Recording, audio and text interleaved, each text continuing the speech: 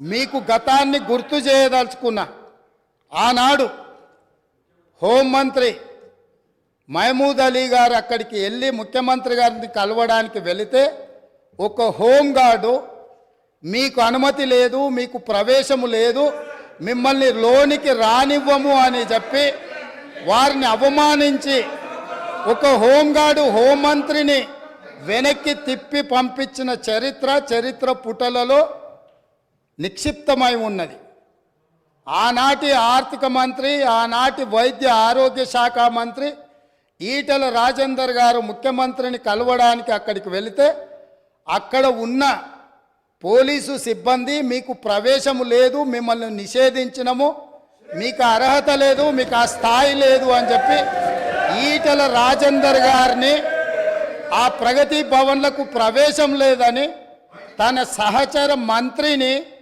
అవమానించి ఆ మంత్రే స్వయంగా కన్నీళ్లు పెట్టి ఈ ఆవేదనను, ఈ దుఃఖాన్ని లోపల అదిమి పెట్టుకున్న విషయాన్ని 4 కోట్ల తెలంగాణ ప్రజలకు వివరించినప్పుడు తెలంగాణ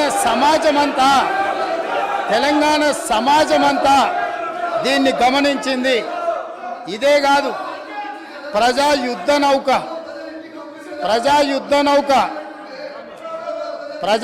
నౌక గద్దరన్న 50 సంవత్సరాలు సుదీర్ఘంగా ఈ తెలంగాణ ప్రజల పక్షాన గలం విప్పి గజ్జగట్టి గొంగళేసుకొని తండాలలో, గూడాలలో, మారుమూల పల్లెల్లో ఈ దేశంలోనే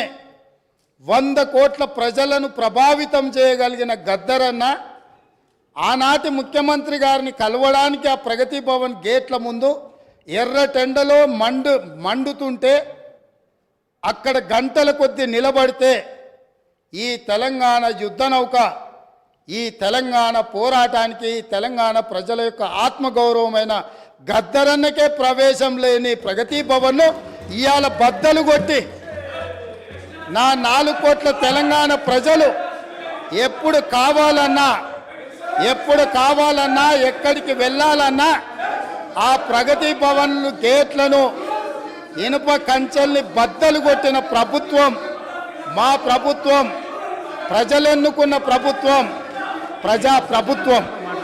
కాబట్టి ఆనాడు ముఖ్యమంత్రిని కలవాలంటే మంత్రులకు ప్రవేశం లేదు, ముఖ్యమంత్రిని కలవాలంటే తెలంగాణను సాధించిన, తెలంగాణ ఉద్యమానికి ఊపిరులూదిన గద్దరన్నకు ప్రవేశం లేదు. కానీ ఈనాడు దళితులు, గిరిజనులు, బలహీన వర్గాలు, మైనారిటీలు, మహిళలు ఎవరైనా అక్కడికి వెళ్ళి మా సమస్య ఉన్నది అని అంటే ఈ ప్రభుత్వం వినడానికి సిద్ధంగా ఉన్నది అని చెప్పి ఈ తెలంగాణ ప్రజలకు స్వేచ్ఛనిచ్చిన ప్రభుత్వం, ప్రజా ప్రభుత్వం, ప్రజలెన్నుకున్న ప్రభుత్వం ఈరోజు ఇక్కడ ఉన్నది.